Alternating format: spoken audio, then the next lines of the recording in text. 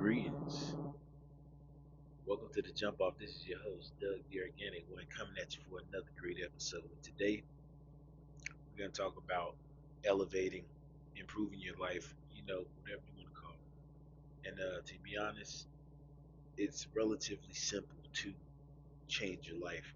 And it's really based on whether or not you actually want to do it and your level of commitment to your choice. And the real work lies in your heart and mental fortitude, where you show how bad you want it.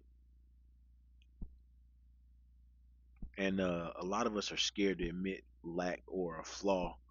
And typically, this triggers denial when carried out for an extended amount of time. But the truly weak go further, they project their negative emotions onto others.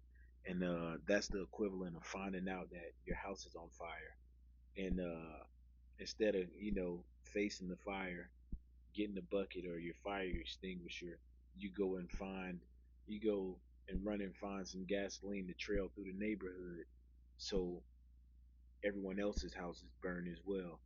And that's the purest sign of weakness, is someone who cannot stand alone in their adversity and must drag others into their portal of destruction, and spreads their internal chaos to the world because they're afraid to manage it within themselves. And also, when they see others managing that adversity without projecting or self pitying or being scared, they take it as a personal attack, in a sense, to say or to feel like, if I can't do it, no one should be able to do it. And they'll intentionally inject chaos however they can to try to force their behavior to be acceptable by intentionally sabotaging people who don't operate destructively or in pity like they do. And if they're close to you and they mean something to you, do your best to help them only if they're receptive. And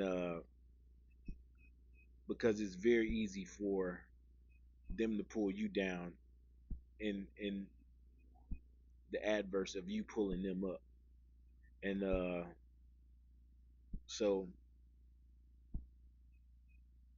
if they're receptive to help, help them. But if they're adamantly in denial, expulsion from your reality is the only response, because they'll always make excuses for their behavior. And they'll always say somebody else is overreacting. And and they'll expect forgiveness once their antics are caught or they're cornered. They'll cry about you holding grudges when you bring accountability, and how it's not fair to cut them off. But forgiveness isn't forgetting, and you're not holding grudges. You're holding your boundaries, and really that's saving yourself a lot of mental torture, and pretending that everything is copacetic in a relationship. And the because these people who care more about image opposed to being the image, they are really disingenuous fake people. And they're willing to do anything to maintain their environment. And that constantly looks like ignoring blatant issues that they cause. Like these weak individuals who don't know how to have hard conversations or process their emotions and have healthy coping mechanisms, or a safe outlet that doesn't harm anybody. These people don't pursue what they desire because they are afraid of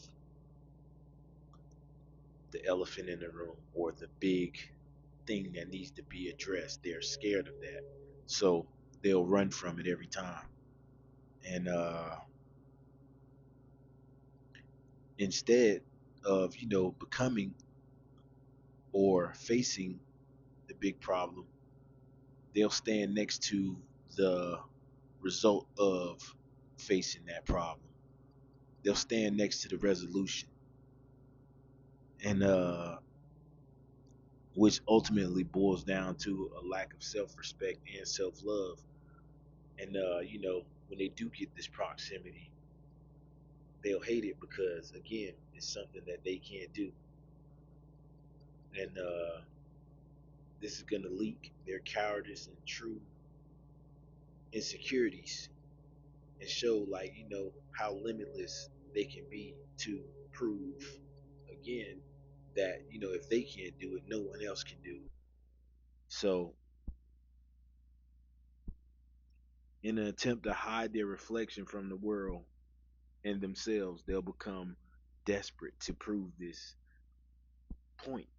And that means maintaining the fakeness to have that access and proximity.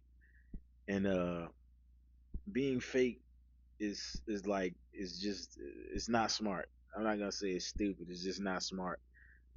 But it's very it we keep it eloquent. This is the highest it's the highest level of incompetence when you compare. It's just not smart. I don't want to overcomplicate it. When you compare what it takes to actually become versus faking it forever, it just doesn't make sense to put that much energy into something that doesn't materialize too much but a performance. And because it doesn't make sense. Why is fake so important? Why do you actually want to be fake? Fake cool, fake smart. If you admired enough to fake it, why not become it? Why settle for being a real fraud, a real loser, or a real dumbass? Like it don't actually make sense. But you know, for those who aspire to elevate and grow more eclectic and put in the actual internal work to do so, I wish you mental fortitude, strength, and honor. And if you're lurking and not working, I got one question: are you not entertained? But yeah, man, let me get out of here. I just wanted to drop this on y'all real quick. Drop some fires in the comment section and let me know what you're working on. And maybe we can shift to that and give you some tips on that.